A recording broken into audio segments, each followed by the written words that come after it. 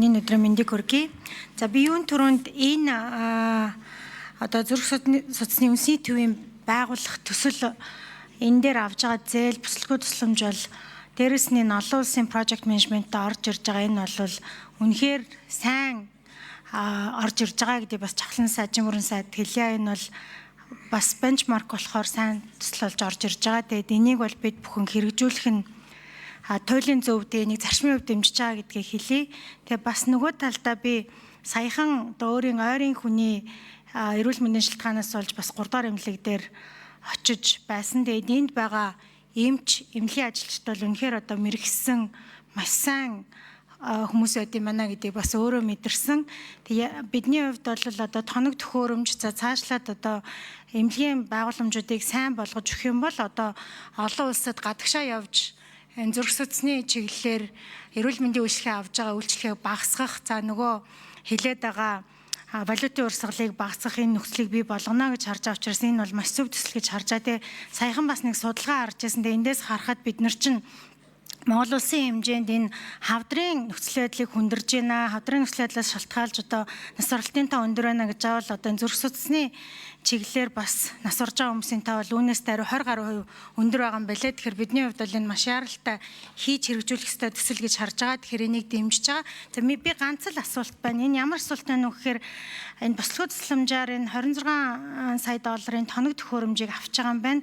Энэ гэрээн дээр бас ингээ эргэлээд харахаар энэ тоног төхөөрөмж нь одоо бид нар мэдээж одоо ингээд гэрээ контракт хийгээд явах тодорхой төвшөнд өөрчлөлт оруулахаа эсвэл одоо орчин үеийн нөхцөл байдалтай уялдсан илүү шинэлэг тоног төхөөрөмжийг сонгох боломж байгаа юм болов уу гэдэг л асуулт байна. За, намын гишүүний асуултанд хариулъя. Жимбөрэн сайд 5 номер.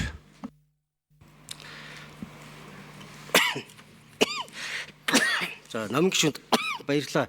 Бас голыг нь олж хэлж байна. Ер нь бол Монгол хүний нас баралтын голлог шалтгаан бол ерөөс зүрх судас байгаа шүү дээ. Тэгээ энэ нь болохоор хавдрыг бодох юм бол агшин зуурын яаралтай цаг алдахгүй тусламж үйлчилгээ үзүүлэхгүй л болохгүй.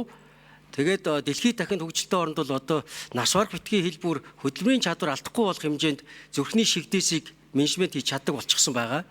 За бид одоо энэ 24 оны тоо баримтыг аваад үзэх юм бол нийтдээ нэг 18,200 гаруй хүн нас барахад 3/1-ийг аварч болох байсан гэж үзэж байгаа байхгүй.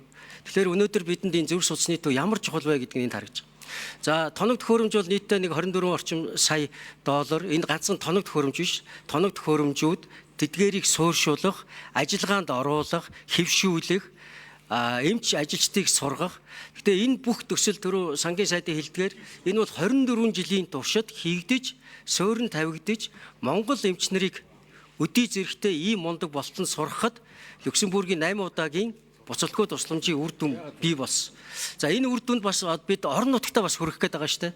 Өнөөдөр бид энэ зүрх судасны төв байгуулснараа гадагшаа урсгалыг багасгаж байгаа. Дараагийн та бүхэнд бас төлөөлөх ADB-гийн том төсөл төргөн тусламжийн зүрх харуулт шигдээсийн төсөл бол орон нутагт нь суурьшуулах Улаанбаатар руу ирүүлдэг байх. Ингээд энэ төслүүд хоорондоо ерөөс уялдаатай нэг одоо интеграцлагдсан ийм төслүүд явах юм.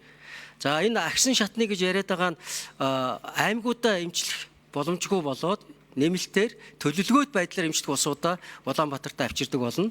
Улаанбаатараас гадагшаа явдаггүй байх энэ нөхцөлийг бүрдүүлэх ийм тоног төхөөрөмж. Тэгэхээр тоног төхөөрөмжүүд дандаа шинэ орчин цагийн өнөөдөр бид гар утсаа дандаа шинэ утас барьж чадж байгаа бол эрүүл мэндийн салбарт технологийн хоцрогдоогүй хамгийн шилдэг тоног төхөөрөмжүүдийг суйрлуулж ажилуулах ийм тоног төхөөрөмжүүд тавигданаа. Тухайлах юм бол судсан доторх эмчилгээнүүд, хагалгааны нээлттэй хагалгаа, судсан доторх эмчилгээ. За дээрэс нь одоо хэм алдалтуудыг төлдөг барьдаг эмчилгээний аргууд. За мөн одоо технологи нэвтэрж байгаа оншилгооны тийм ээ өнөөдөр бид одоо зүрхийг бол одоо маш олон төрлийн аргаар оншилж байна. CT, MRI ахуулаад одоо зүрхний анги хүртэл оруулаад ингээд бүгдийг хийх цогц том төв болно.